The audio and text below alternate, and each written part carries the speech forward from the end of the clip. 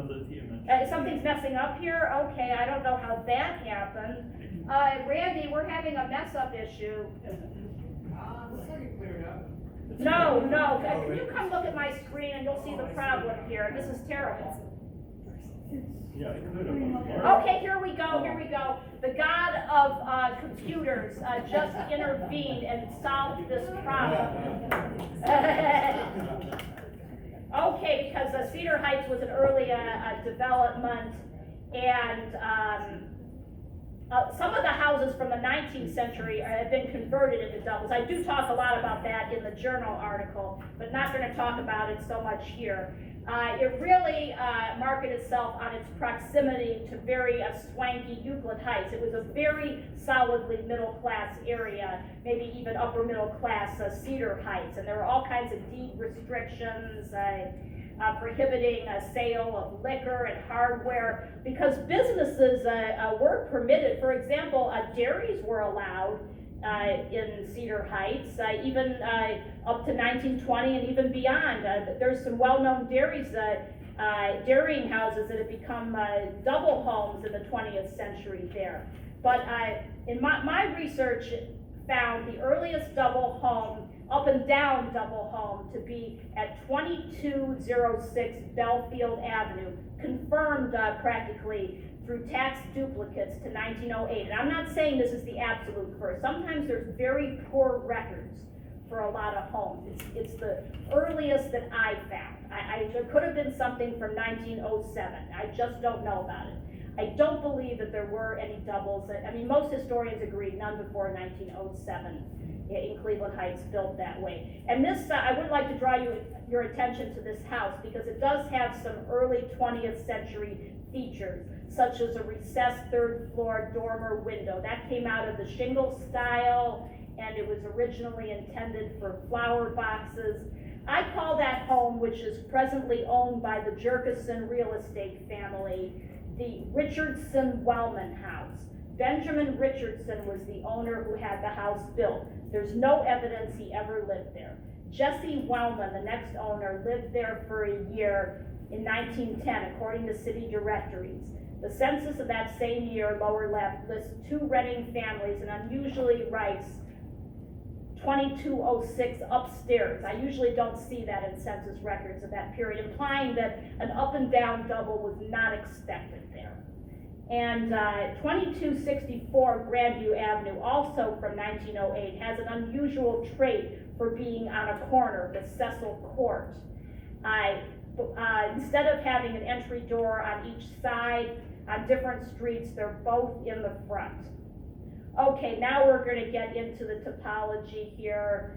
Type 1, what I call that, and that's in your landmark brochure too. They use that term, type 1. That's where I got it from. That's your Cleveland double. I don't think I need to tell anyone what a Cleveland double is. I show a picture here. I mean, I'd love to, but we are a little short on time, and it's all in the journal article. There's a couple copies of the journal article for you to take, and the library has more, and I can arrange for you to get one if you miss one. So the Cleveland double, you see that in other cities too, but it was undeniably popular in Cleveland. I mean, Eric Johansson talks about it, that on Buckeye Road there were a lot of them because of the lot shape, and Hungarians that lived on Buckeye Road, they were interested in being owner occupants and renting the other suite out. And researchers that have looked at other cities and see some similarity there, that Polish people and Hungarians were more likely than other ethnic groups to have that living arrangement. In the bottom lower left, you have a jerkin-head roof Cleveland double. There's a lot of those around here, but what there's not of is this one that's called the Cleveland. This one actually was called the Cleveland. It's from the 1926 Sears catalog. And I don't believe, it was a very inexpensive one. I don't think there's any of them in Cleveland Heights, because by the 1920s, the first and second floor suite and an up and down had to have 2 means of entry and egress. And in the Sears Cleveland, the second floor family could only use the back door.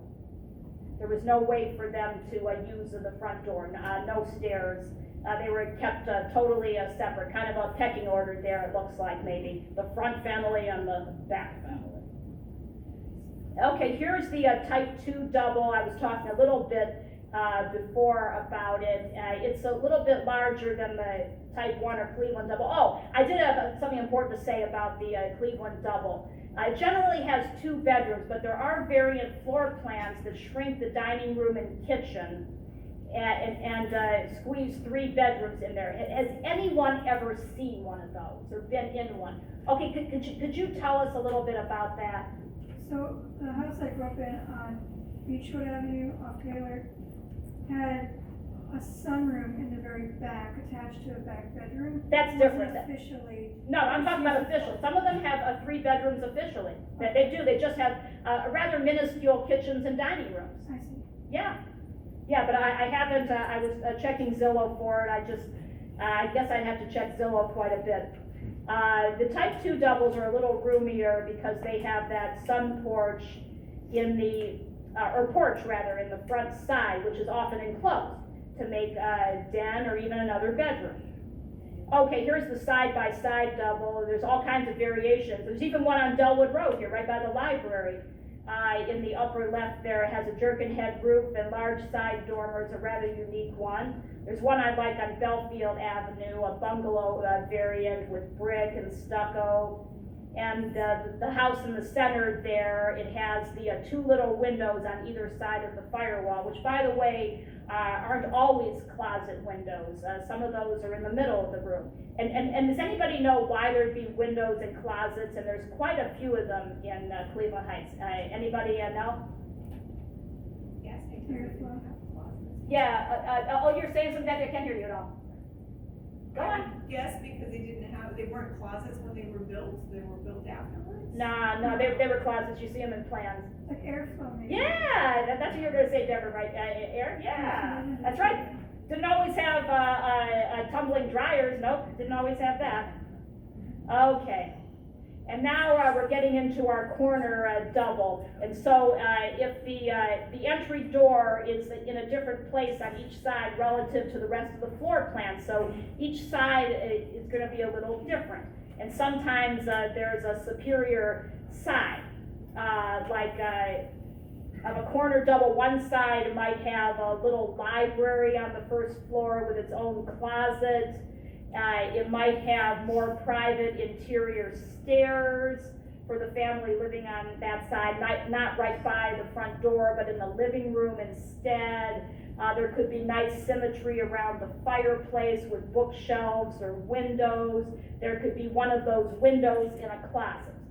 Yeah, this is a little hard to see, and anyone, I got my email on the bookmarks now. I wanted to make sure that happened. I mean, there is a 25 megabyte limit to email attachments, but there's some slides you're really interested in. I can email them to you. About 3 slides would add up to 25 megabytes. And you had a question, right? Yeah, just, I would have assumed that they would have been mirror image of each other, but this shows not. Not on a corner because the entry doors have to be on different streets.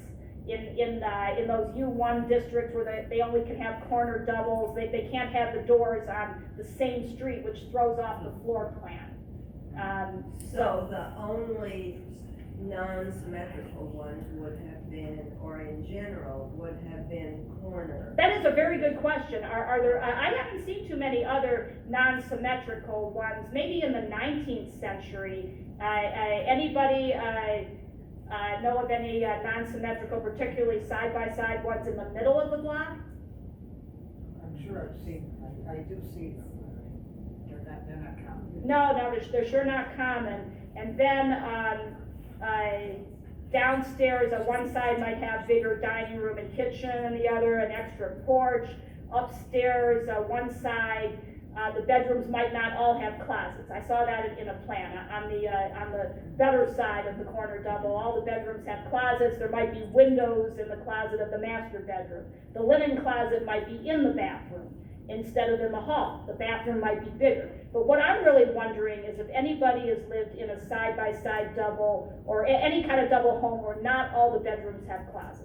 That one really was a little bit mind-blowing. No one's seen that? Because it is in plans. It might be in this plan or in the one in slide 4, but, okay, well, we're gonna be moving on because, we're talking about, some typical doubles, and so, I call now Mike Podorsky, to, the podium and this microphone here. Turn on, the highlight camera, Randy, to talk about, his, building family.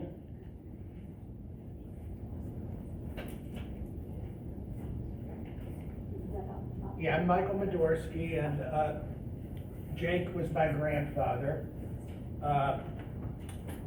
My grandfather came here as a 8-year-old, I think, from the Russian Empire, somewhere around 1900, I'm not sure, 1905. He was the oldest of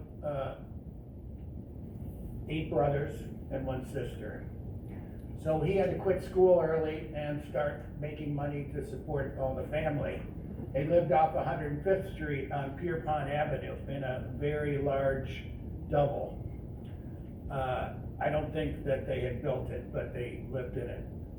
My grandfather got into the building business a very old-fashioned way. He married into it. So my grandfather, we called him Grandpa Jake, and Grandpa Jake married his boss's daughter, my Grandma Frida. She was the daughter of Sam Newman, and Sam Newman is the one who had built that apartment building in the upper right corner. Sam came here also from Russia, and he got a little bit of a head start, and after he'd been in the country for 20 years, he figured out the whole capitalist system and became a builder. And he built that building on Overlook Road. Now that building is the last building before you go down the hill to Little Italy. And you may remember in your mind, if you're going up Mayfield Hill, on the right are these big steel girders that are holding up the garage, and that garage is to this building. So they got this piece of land very inexpensively because people thought you can't build on it. It's the side of a very steep hill. But he had a partner who was a structural engineer named Joe Stein. And Joe said, we can build the building, we're gonna put the back of the building, and we're gonna put the garage up on steel girders. So that's what they did. And it's a very pretty building. Anyhow, my Grandpa Jake went to work for his father-in-law. And one day, and Sam Newman, well, he wasn't very literate in English. He came here when he was 30 years old, but he never probably learned to write very well or to do math. So he had his daughter do all the bookkeeping, my grandmother. And one day she was paying the carpenters on the job, and she met my grandfather, and well, the rest is family history. So she married the boss's daughter. He married the boss's daughter, and Jake went into business on his own. And what they would do back then, they would scrape up enough money to buy the land. Then they would go to the bank or to a lumber yard, and they'd say, here's the deed for the land, give me all the lumber so I can build a house. And that's what he did. He would build one house, he would sell the house, and with that profit, he'd build another one. He'd buy another lot, and that's what he did his whole career. The only big-time project my grandfather ever worked on was with Isidore Delinsky. And Isidore Delinsky was a bricklayer, and together they built a lot of houses, and they built a very large project which still exists at the bottom of Superior and between Terrace and Euclid Avenue. There's a big complex of 2-story garden apartments that are all red brick. And Isidore Delinsky was the bricklayer, and my grandfather was in charge of the carpentry. So my grandfather built a double. That's why we're talking about the doubles. In the early 1920s, he built a double for his family on Oakdale. And it's the only brick double on Oakdale. All the rest are frame houses, but I guess he knew he did not want to have to paint that, and maybe he got Isidore Delinsky to do the brickwork. But he lived there with my father and my uncle, who all went to Heights High. And after they graduated, he moved to a house on Severn off of Taylor. And they kept, my grandmother said they moved like 10 times, because if he couldn't sell the house, he would move into the house. And then he'd build another one. And if he couldn't sell that, he'd move into that one. So my grandmother got very tired of moving around until they moved finally to Severn Road, and that's where they lived the rest of their lives. Thank you very much for listening.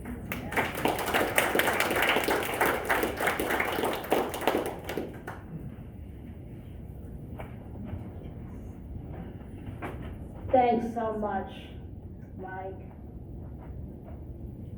Okay, we're gonna have another guest speaker real soon, and maybe turn off the highlight camera until he gets up here. Since Cleveland Heights is a city of fine homes, the arts and crafts movement took quite a bit of hold here. I'm not going to use this time defining things like arts and crafts. I mean, I'd love to. Believe me, I would, but we're already a little bit behind time. So it is in the journal article and a number of other places.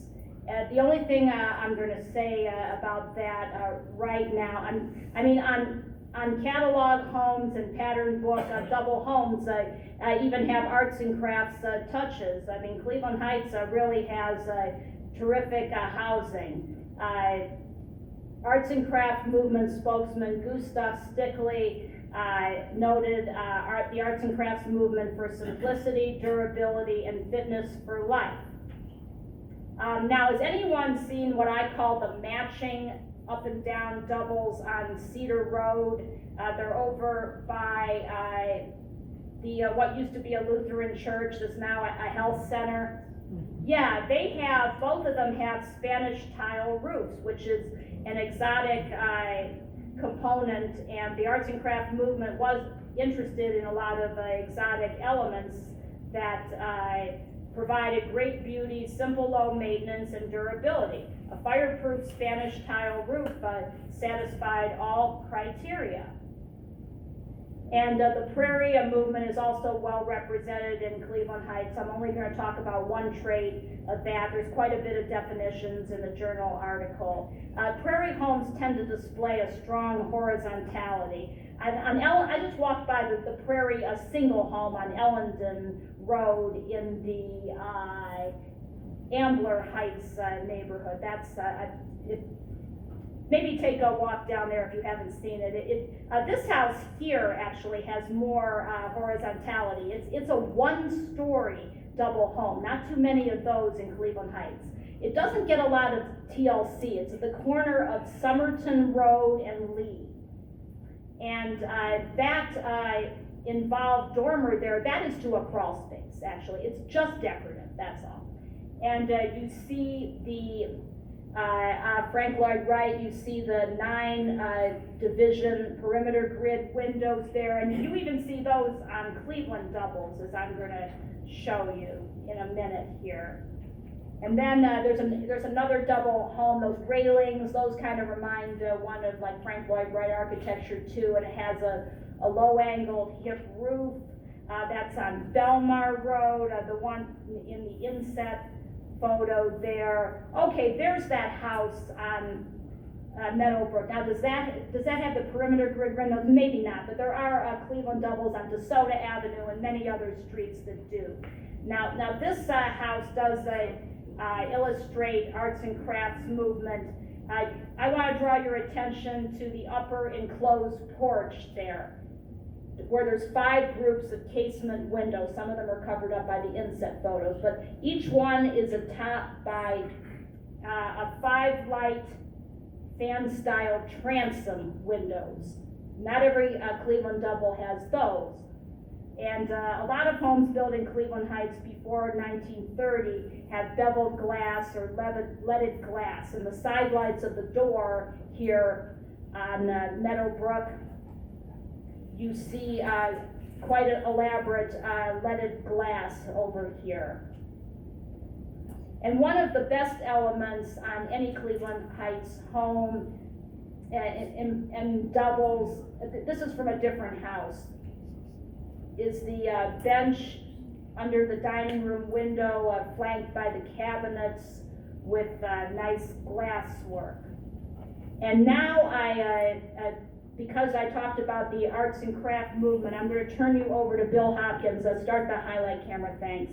Who's going to talk about his grandfather and other relatives who are architects and builders and involved in the arts and craft movement, involved in double and single homes, revivalist styles, and all kinds of other interesting work. And just one thing I want to ask you, Bill, is to be sure to eat the mic like I'm doing. Talk right into it, because people can hear you if you're just talking regular, but the cameras cannot pick you up.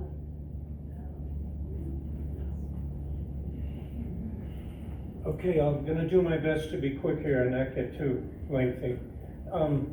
The big house in the middle is on East Derbyshire. My grandfather built that with his brothers in 1923, and it's a single front door. The Moose family has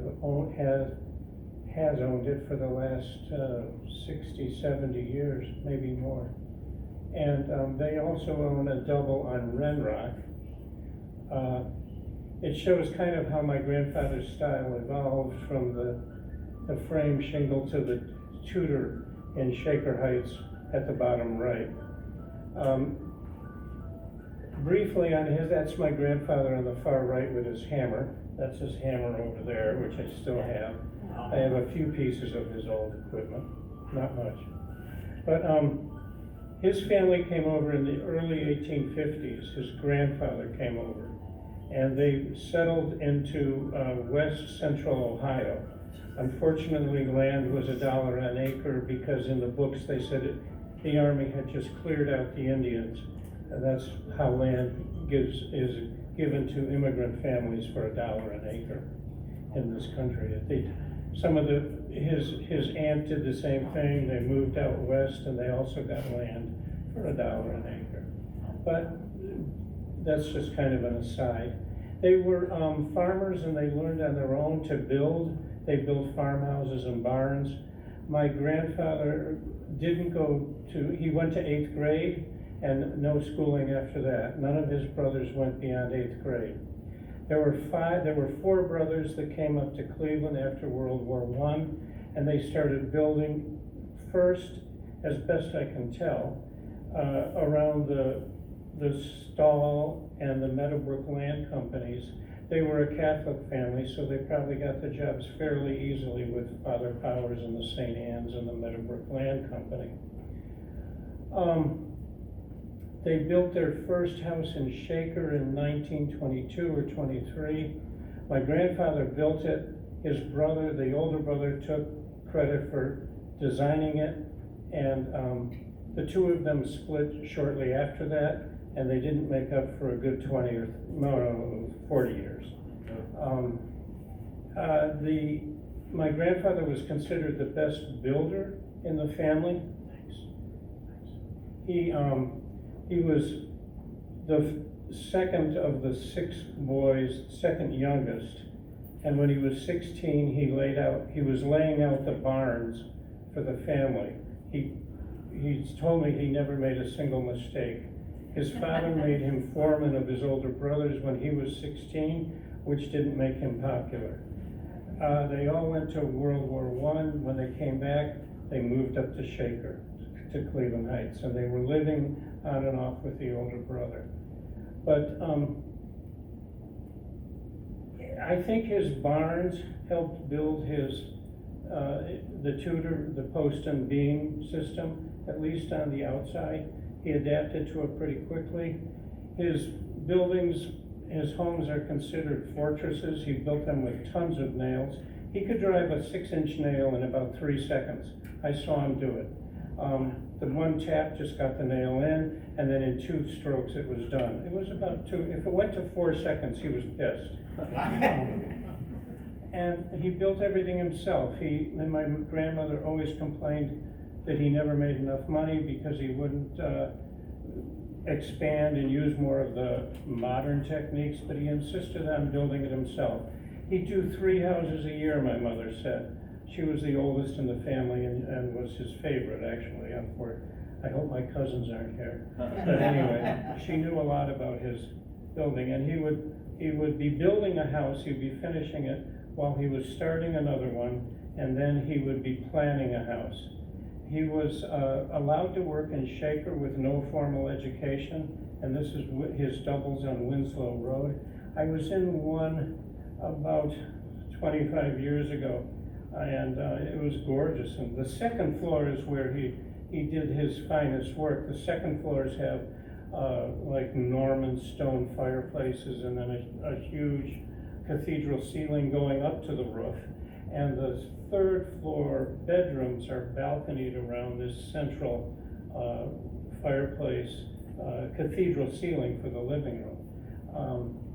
I don't think it's all been preserved. I would be surprised if it all was. I'm sure you could subdivide that third floor and rent it out. I'm sure I would be surprised if some of these aren't by now. The first floor was a little humbler, and I remember my grandmother saying usually the owners would live on the first floor. They could rent out the upper floors for a good price. He's listed in the Winslow Road Historic District when they first wrote it up. He was noted for his tutors. So Cleveland Heights is mainly frames. The doubles I've seen, there's not so many of them, but it's also harder to find the doubles in Cleveland Heights because the building isn't digitized, the building department. So Kara sends me a house every so often when she finds another one that he did. Can we see the ledger? That's kind of interesting, and then I'll be done. Which ledger? Okay, there it is. Yeah, that's my grandmother's ledger. She kept track of the money for him. So this is when they were building that house on Lindholm. There's the one over here I have for Winslow.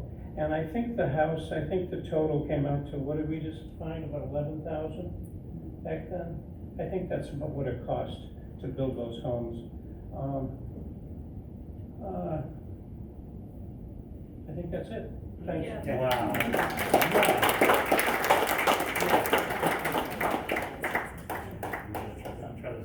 Well, I do wanna be on time here, so I'll do a lot of questions and answers. Now I'm gonna get into Cleveland. Thanks so much, Bill. That I'm really interested in what your grandfather and your other family members are doing and created. You have that. Yeah, keep it on a little bit. Yeah. Now I'm getting into Cleveland Heights' unique doubles and their architect builders.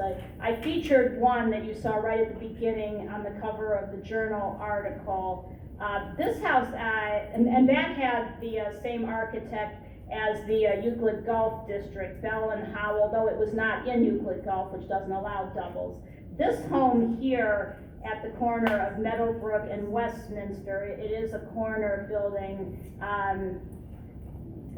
The architect is unknown, actually. The compactness and mansion-like appearance of the house is quite striking. And I did talk about some certain architects and builders in the Journal article. I'm going to talk about others of them here, such as William Cole, the designer of St. Anne's Church, now Community of Saints Church. He was trained by Frank Mead, and he had designed other churches such as St. Dominic's and Shaker Heights. He was really a master of understated elegance. You see that here in this corner double on Westminster also, in the center left there. And a lot of his homes in Cleveland Heights, most all of the ones I could find are double homes near St. Anne Church, but not all of them are near. In the upper right, there's one at the corner of West St. James Parkway and Woodmere Road. Has a lot of Prairie and Arts and Crafts elements.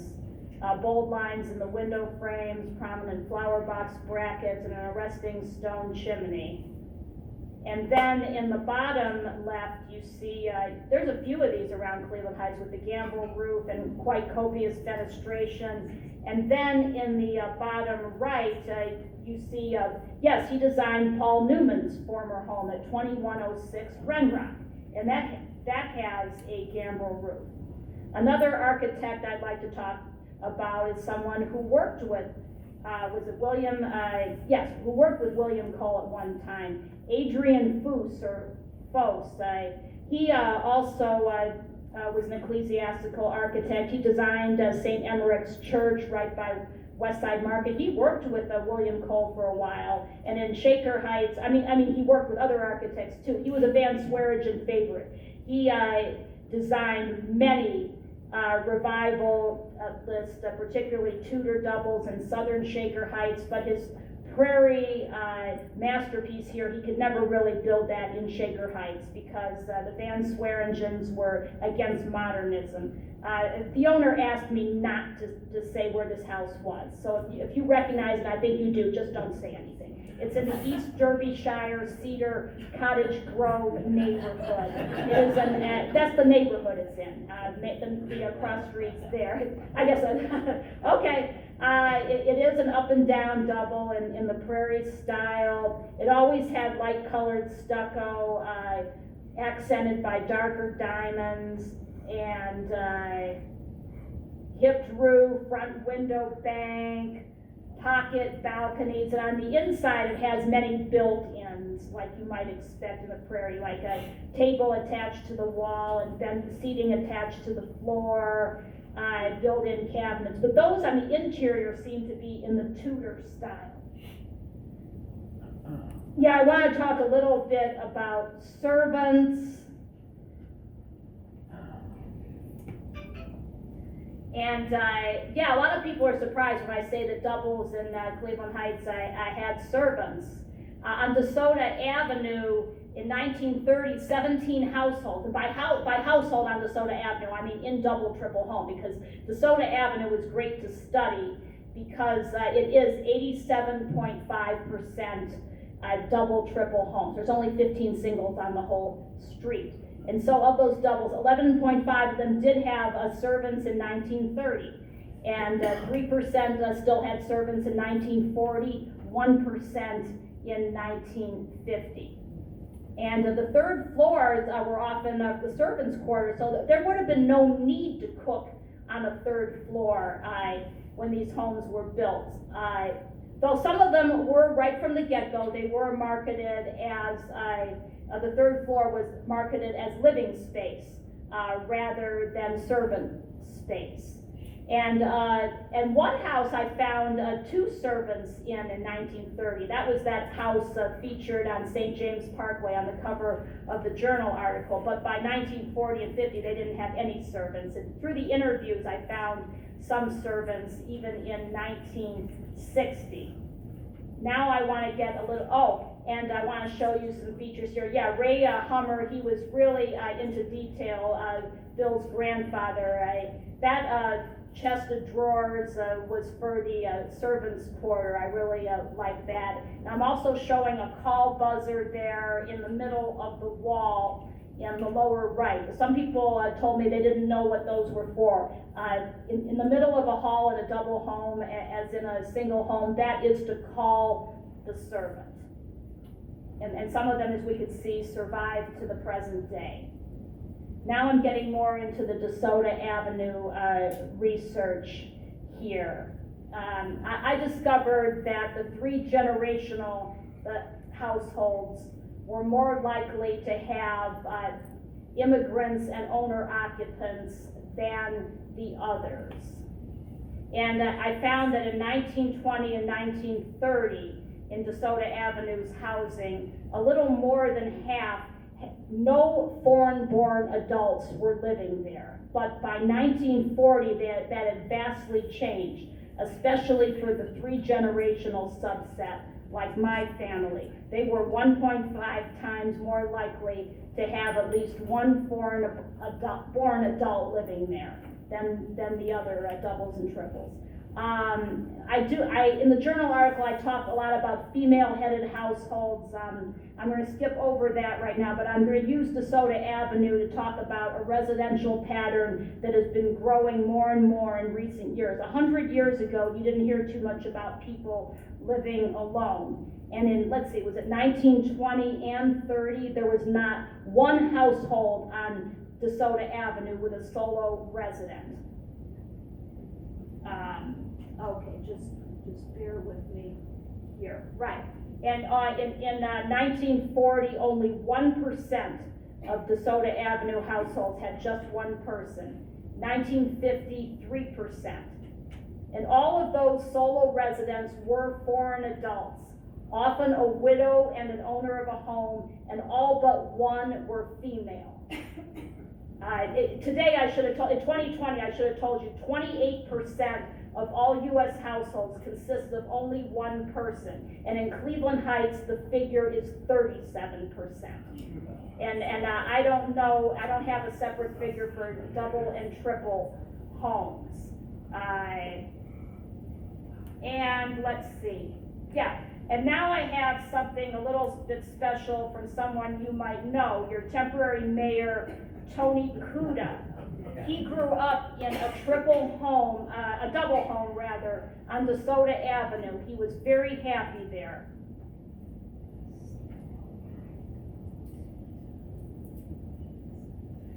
You can turn off the highlight camera.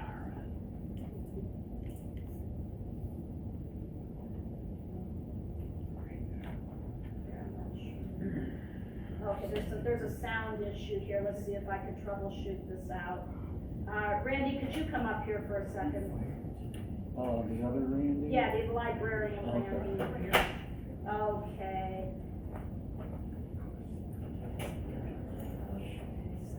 Oh, is this not, I see the problem. This is not on. Okay, I think I figured it out. Hi, I'm Laura Peskin with the Cleveland Heights Historical Society, and I have written and am now presenting Double Vision, Cleveland Heights' double home heritage. We are on DeSoto Avenue right now, specifically near 3341 DeSoto Avenue. Because DeSoto Avenue is a street that I lived on around 1990, and it's also a street that I did my demographic research that I'm telling you about. Using the census from 1950. But your council president, Tony Kuda, did grow up in this triple home here at 3341 DeSoto Avenue. It was a triple So, at one time. Tell me, Tony, what years did you live here? So I lived in this house from 1961 to 1970. You're dating yourself. I sure am. Wouldn't have guessed that, folks. So, how does the house look now compared to then? Well, it looks, more or less the same. We still have the French doors on the lower level, and we live downstairs. And the only thing that's, somewhat different is the DirecTV, what do you call it? So, Satellite. satellite dishes, yeah. And it was framed, it was probably wood siding maybe when you were there. Yeah, it was. So that is new. Definitely the siding, the vinyl siding.